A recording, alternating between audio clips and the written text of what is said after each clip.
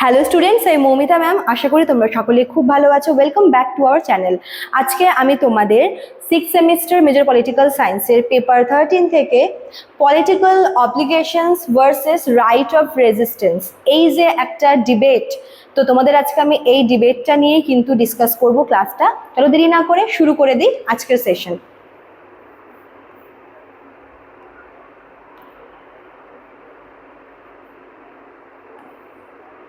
দেখো কি বলছে, পলিটিক্যাল অব্লিগেশনকে বাংলায় বলা হয়ে থাকে রাজনৈতিক বাধ্যবাধকতা। তোমরা কিন্তু বাংলা টার্মগুলো এবং ইংলিশ টার্ম দুটোই কিন্তু পড়ে রাখবে অবশ্যই।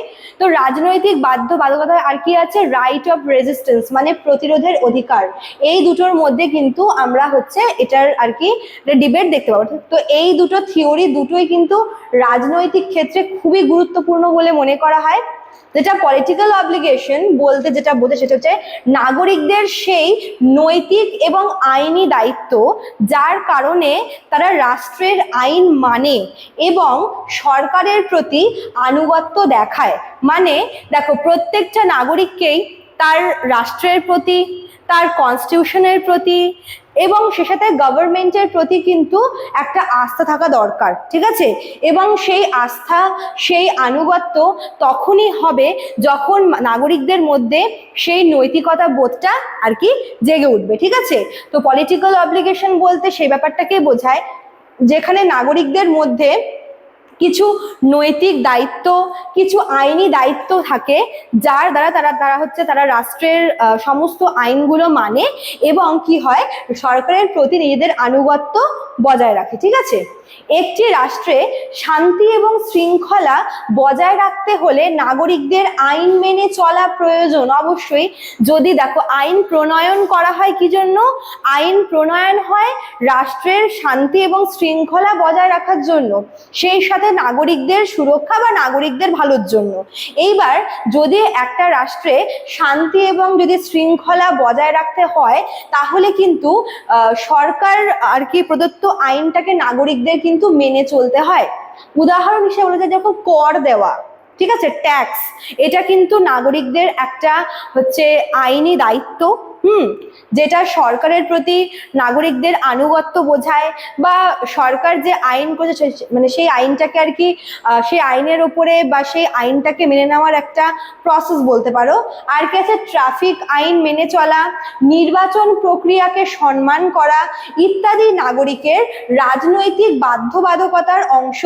পলিটিক্যাল অব্লিগেশন বলতে এই বিষয়গুলোকেই বলে যেখানে হচ্ছে সরকার কোনো আইন প্রণয়ন করেছে এবং নাগরিক সেই আইনটাকে মেনে চলেছে, এবং এই আইন মেনে চলার জন্য নাগরিকদের মধ্যে অবশ্যই নৈতিক দায়িত্ব বা নৈতিক কর্তব্য থাকাটা খুব দরকার। যেরকম কর দেওয়া, ট্রাফিক আইন মানা, তারপরে হচ্ছে ইলেকশনের যে প্রসেস সেটাকে রেসপেক্ট করা, এই সব কিছু কিন্তু পলিটিক্যাল অব্লিগেশন বলে, ঠিক আছে? অনেক দার্শনিক যেরকম থমাস হবস, জন লক, তারপর হচ্ছে জ্যাক রুসো, এরা প্রত্যেকেই কিন্তু সামাজিক চুক্তি তত্ত্বের মাধ্যমে বলেছেন যে মানুষ নিরাপত্তা এবং শৃঙ্খলার জন্য রাষ্ট্র গঠন করে। দেখো, রাষ্ট্র তৈরি করা হয়েছে কিন্তু নাগরিকদের জন্য, ঠিক আছে? এবং রাষ্ট্রের মানে মানে রাষ্ট্র কি করে, রাষ্ট্র হচ্ছে নাগরিকদের, যাতে নাগরিকরা আইন শৃঙ্খলা মেনে হচ্ছে সমস্ত দিক সামলাতে পারে, এর জন্য রাষ্ট্র তৈরি করা হয়েছে।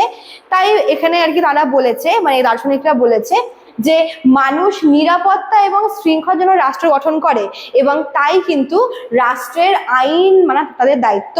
মানে মানুষ এখানে নিজের স্বার্থে, নিজেদের নিরাপত্তা, নিজেদের সুরক্ষা, নিজেদের শৃঙ্খলার জন্য যেহেতু রাষ্ট্র তৈরি করেছে, কাজেই রাষ্ট্রের আইন এবং শৃঙ্খলাকে মানা নাগরিকদের অবশ্যই কর্তব্য, ঠিক আছে?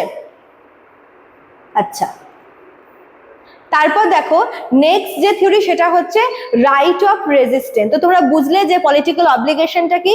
পলিটিক্যাল অব্লিগেশনটা হচ্ছে যেখানে নাগরিকরা তাদের নৈতিক দায়িত্ব পালন করে, অর্থাৎ রাষ্ট্র বা সরকার যেই আইনগুলো প্রণয়ন করেছে সেই আইনগুলো হচ্ছে মানে সেই আইনগুলোকে নাগরিকরা মেনে চলে, শুধুমাত্র সরকারের ওপরে আস্থা রেখে বা সরকারের ওপরে আনুগত্য বজায় রেখে। এটা হচ্ছে পলিটিক্যাল অব্লিগেশন। এবার দেখবো রাইট অফ রেজিস্ট্যান্স ব্যাপারটা কি? রাইট অফ রেজিস্ট্যান্স বলতে বোঝায় নাগরিকদের সেই অধিকার যার মাধ্যমে তারা অন্যায় বা অত্যাচারী সরকারের বিরুদ্ধে প্রতিবাদ বা প্রতিরোধ করতে পারে। মানে দেখো, সব আইনই যে হচ্ছে নাগরিকদের ভালোর জন্য হবে এমন তো নয়। যেই আইনগুলো নাগরিকদের শান্তি শৃঙ্খলা বজায় রাখার জন্য, সেই আইনগুলো কিন্তু নাগরিকরা অবশ্যই মেনে চলবে। কিন্তু নাগরিকরা যদি মনে করে যে কোনো আইন হচ্ছে তাদের জন্য সুস্থ নয়, বা তাদের যদি মনে হয় যে সরকার হচ্ছে অন্যায় করছে বা কোনো রকম ভাবে মানে হচ্ছে সরকার মানে দুর্নীতি পরায়ণ, সেক্ষেত্রে কিন্তু তারা প্রতিবাদ বা প্রতিরোধ করতে পারে। সেই অধিকারটাকেই বলা হয়ে থাকে রাইট অফ রেজিস্ট্যান্স। ঠিক আছে? যদি সরকার মানুষের মৌলিক অধিকার নষ্ট করে, যদি অন্যায়ভাবে শাসন করে বা জনগণের কল্যাণের বিরুদ্ধে কাজ করে, তখন কিন্তু জনগণ সেই সরকারের প্রতি আর আস্থা রাখতে পারে না এবং তাদের বিরুদ্ধে কিন্তু দাঁড়ায়। সেই অধিকারটা কিন্তু জনগণের আছে। সব আইন যে জনগণদের হিতের জন্য হবে এমন কিন্তু জনগণরা নাও মনে করতে পারে। যদি তাদের মনে হয় যে সরকার প্রদত্ত কোনো আইন তাদের জন্য নয়, বা তাদের হচ্ছে কল্যাণের বিরুদ্ধে গিয়ে কাজ করছে, বা সরকারের কোনো কাজে তাদের মৌলিক অধিকার নষ্ট হচ্ছে, বা সরকারের শাসন অন্যায়ভাবে হচ্ছে, সেক্ষেত্রে তারা কিন্তু সেই সরকারের বিরুদ্ধে আওয়াজ তুলতে পারে। ঠিক আছে? জন লক বলেছেন, যখন সরকার জনগণের অধিকার রক্ষা করতে ব্যর্থ হবে, তখন জনগণ তাকে পরিবর্তন বা প্রতিরোধ করতে পারে। দেখো, সরকার থাকেই হচ্ছে জনগণের জন্য, জনগণের হিতের জন্য, জনগণের কল্যাণমূলক কাজ করার জন্য।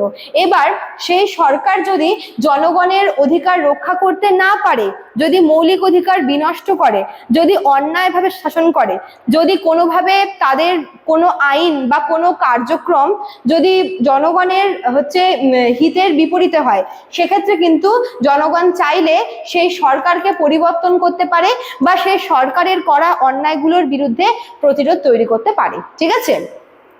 এই যে দুটো কনসেপ্ট আমি বললাম, এই দুটো ধারণার মধ্যে একটা গুরুত্বপূর্ণ কিন্তু আমরা সম্পর্ক দেখতে পাবো। পলিটিক্যাল অব্লিগেশনটা কি? যেখানে নাগরিকদের আইন মানতে শেখায়। পলিটিক্যাল অবজেকশন মানে কি? এখানে মানে নাগরিকরা আইনটাকে যে মেনে চলা উচিত বা কিভাবে আইন রক্ষা করতে হয় সেটা শেখে।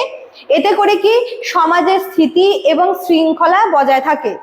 কিন্তু রাইট অফ রেজিস্ট্যান্সটা হচ্ছে অন্য। এক্ষেত্রে সরকার যদি অত্যাচারী হয়ে ওঠে, তখন জনগণ কিন্তু এমন না যে সরকারের জন্য সরকারের পায়ে তখনও পড়ে থাকবে বা নিজেদেরকে অসহায় মনে করবে, এমন না। অন্যদিকে দায়িত্ব, আর মানে একদিকে দায়িত্ব অন্যদিকে অধিকার। দায়িত্ব হচ্ছে কি সরকারের প্রতি আনুগত্য বজায় রেখে নিজের নৈতিক দায়িত্ব পালন করা, মানে সরকারের যে বিভিন্ন আইনগুলো রয়েছে সেই আইনগুলোকে মেনে চলা। অন্যদিকে যদি সরকারই কোনো রকমের কোনো অনাচার করে, তবে সেই সরকারকে সরিয়ে দেওয়ার অধিকার রাখে জনগণ।